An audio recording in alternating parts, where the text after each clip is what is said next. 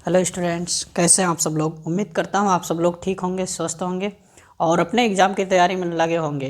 प्यारे छात्र छात्राओं, आज हम लोग मॉडल पेपर 2025 जो फरवरी में होने वाले पेपर हैं उनका मॉडल पेपर जो निकला है उस मॉडल पेपर का आज हम लोग लघु उत्तरीय प्रश्न को हल करेंगे। जो दो दो नंबर के प्रश्न यहाँ से पूछे जाते हैं।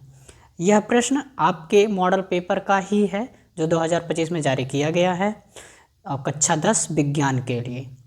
तो इससे पहले अगर आप लोग चैनल पर नए हैं तो चैनल को सब्सक्राइब करिए, लाइक करिए और अपने यार दोस्तों को भी शेयर करिए। इससे पहले क्लास में मैंने आपको 20 नंबर का जो बहुविकल्पीय प्रश्न होते हैं उनको मैंने करा दिया है। अगर आप लोग नहीं देखे हैं तो जाकर चैनल को सब्सक्राइब करिए और वहाँ से आप 20 नंबर अपना पक्का कर लीजिए। आइए आज हम लोग लघु उत्तरीय प्रश्न दो दो नंबर के जो बनते हैं, किस प्रकार प्रश्न बनाए गए हैं वह हम लोग देखेंगे जो मॉडल पेपर से ही हैं। इसमें है प्रश्न नंबर 1 है 1 यानी प्रश्न नंबर 1 का पहला देखिए, दृष्टि दोष किसे कहते हैं, यह कितने प्रकार के होते हैं। दृष्टि दोष किसे कहते हैं, यह कितने प्रकार के होते हैं। आप देख सकते हैं 2+2 यानी 4 नंबर का, यानी एक क्वेश्चन 2 नंबर का बनाया गया और इसी का यह पहला है और इसी का दूसरा क्वेश्चन नीचे है, आपको अभी दिखाते हैं वो भी। तो पहले हम लोग दृष्टि दोष किसे कहते हैं, ये कितने प्रकार के होते हैं। तो पहले हम लिखेंगे दृष्टि दोष, है ना, हेडिंग डालेंगे उत्तर में दृष्टि दोष। इस प्रकार से हेडिंग डालकर फिर आप दृष्टि दोष को लिखेंगे, दृष्टि दोष कहते किसे हैं। तो देखिए आँखों की वह स्थिति है, आँखों की वह स्थिति है जब वे बहुत करीब या बहुत दूर की चीज़ों को साफ नहीं देख पाते, दृष्टि दोष कहलाते हैं। यानी आँखों की वह स्थिति जिस स्थिति पर वह जब बहुत करीब या बहुत दूर की चीज़ों को साफ तरीके से ना देख पाते हैं तो वह दृष्टि दोष कहलाते हैं। जैसे आपके यहाँ देखे होंगे, आपके घर में या बूढ़ी माँ या बूढ़े जो बाबा जी होते हैं उन लोगों को देखते हैं, आप थोड़ा कमज़ोर हो जाता है तो करीब की चीज़ों को, कुछ लोग करीब की चीज़ों को नहीं देख पाते हैं अच्छे तरीके से और कुछ लोग दूर की चीज़ों को नहीं देख पाते, तो उनके लिए चश्मे की ज़रूरत पड़ती है ना। तो उनको क्या है, उनको दृष्टि दोष है, यानी वो देख नहीं पाते हैं इसलिए उनको दृष्टि दोष है। तो ये रहा आपका दृष्टि दोष, आँखों की वह स्थिति जब वे बहुत करीब या बहुत दूर की चीज़ों को साफ नहीं देख पाते, दृष्टि दोष कहलाते हैं। ठीक है, यह आपका जो पहला क्वेश्चन पूछा दृष्टि दोष किसे कहते, इतना हो गया। अब पूछा यह कितने प्रकार के होते हैं, तो आइए हम लोग देखते हैं यह कितने प्रकार के होते हैं। दृष्टि दोष मुख्य रूप से 3 तरह के होते हैं। दृष्टि दोष जो है मुख्य रूप से 3 तरह के होते हैं।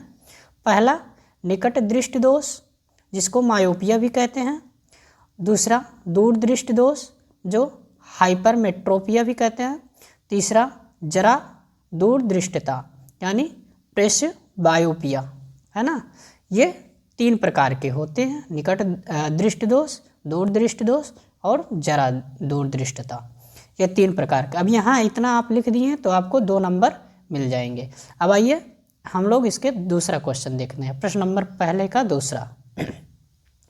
दूसरे में पूछा हमें आकाश में इंद्रधनुष केवल वर्षा के पश्चात ही क्यों दिखाई देता है। हमें आकाश में इंद्रधनुष केवल वर्षा के पश्चात ही क्यों दिखाई देता है। प्रश्न कह रहा है कि जब वर्षा होता है यानी जब बारिश होता है तो बारिश के बाद ही हमें इंद्रधनुष क्यों दिखाई देता है, ऐसा रीजन क्या है। तो आइए हम लोग उत्तर से जानते हैं।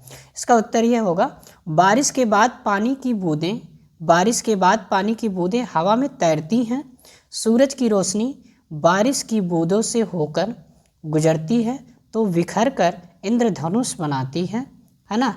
आप समझ गए कि केवल वर्षा के पश्चात ही, तो वर्षा के पश्चात यानी बारिश के पश्चात क्या होता है, तो बारिश जब हो जाता है तो बारिश के बाद पानी की जो बूंदें होती हैं वो पूरे बूंदें, जब बारिश होता है तो पूरी बूंदें ज़मीन पर धरती पर नहीं आ पाती हैं, तो कुछ बूंदें आकाश में तैरती रहती हैं, है ना।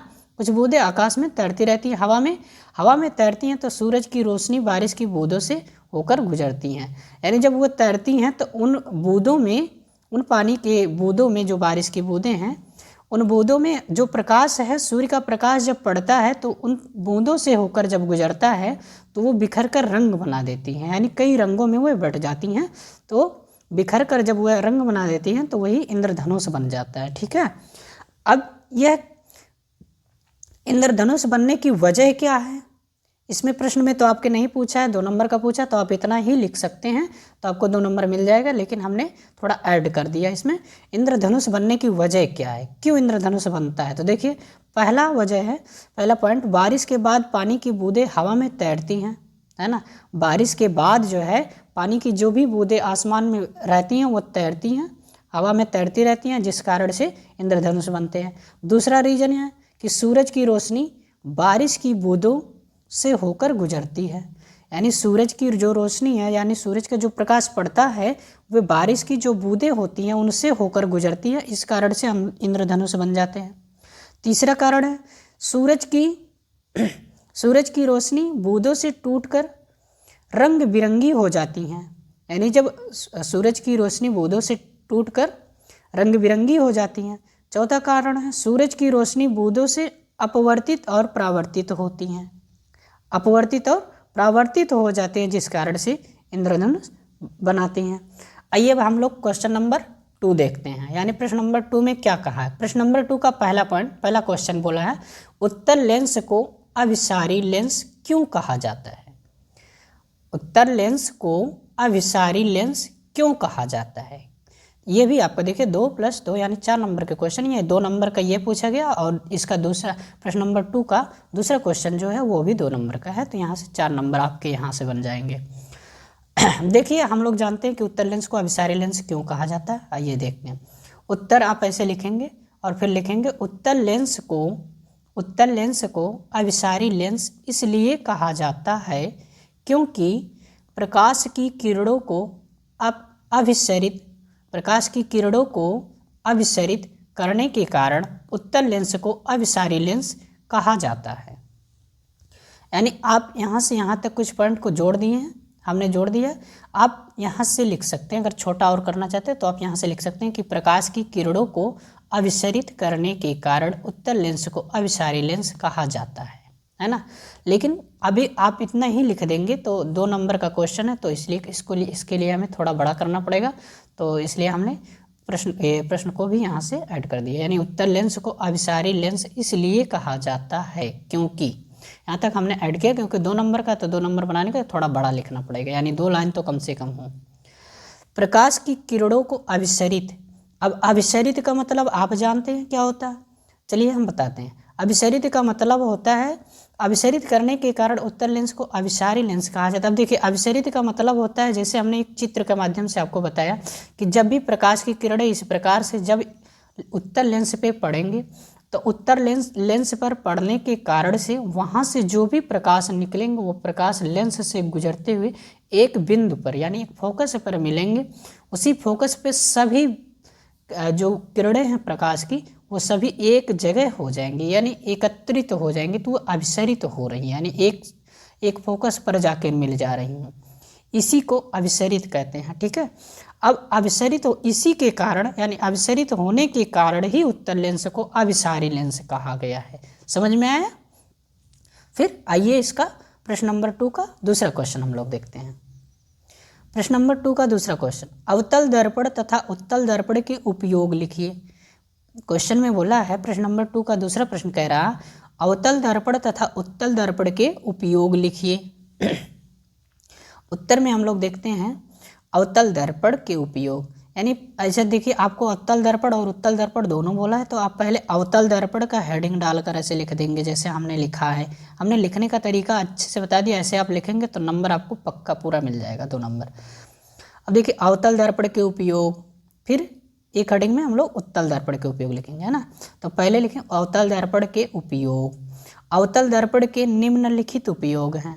अब आइए हम लोग देखते हैं पहला उपयोग क्या है। पहला पॉइंट, अवतल दर्पण का इस्तेमाल दूरबीनों में किया जाता है, यानी जो दूरबीन होते हैं उनमें अवतल दर्पण का उपयोग किया जाता है। दूसरा पॉइंट, इसका इस्तेमाल मेकअप दर्पण के तौर पर किया जाता है, यानी मेकअप करने के लिए जो दर्पण होते हैं उनके तौर पर इनका उपयोग किया जाता है।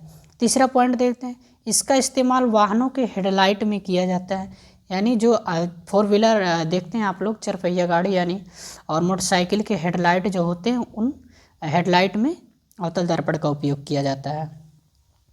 अब आइए हम लोग उत्तल दर्पण के उपयोग देखते हैं। उत्तल दर्पण के निम्नलिखित उपयोग हैं।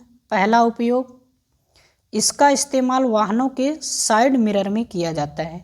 जो आप लोग देखते हैं कार और उनके साइड वाले जो मिरर होते हैं, साइड में जो शीशे लगे होते हैं, उनमें उत्तल दर्पण का उपयोग किया गया है। ठीक है, साइड मिरर में किया जाता है। दूसरा पॉइंट है, इसका इस्तेमाल धूप के चश्मों में किया जाता है। यानी धूप वाले जो चश्मे बनाए जाते हैं उसमें भी उत्तल दर्पण का ही उपयोग किया जाता है। तीसरा पॉइंट, इसका इस्तेमाल सड़क पर लैंप के ऊपर किया जाता है। यानी सड़क पर भी जो लैंप होता है उसके ऊपर किया जाता है। तो ये रहा आपका 2 प्रश्न, जहाँ से आप 2 प्रश्न में हमने 4 प्रश्न जो है मॉडल पेपर में आपके बनाए गए थे, तो हमने चारों प्रश्न का उत्तर एक एक करके लिख कर दे दिया। अब इसके बाद हम लोग प्रश्न नंबर 3 और 4 को भी आगे हम बताएंगे, आपको नए वीडियो में लेकर आएंगे। तब तक आप लोग जुड़े रहिए, और जो लोग चैनल को सब्सक्राइब नहीं किए सब्सक्राइब करिए, लाइक करिए, अपने यार दोस्तों को शेयर करिए, और जो कुछ भी आपको समझ में ना आए तो कमेंट में ज़रूर बताइएगा। ओके, तब तक के लिए बाय।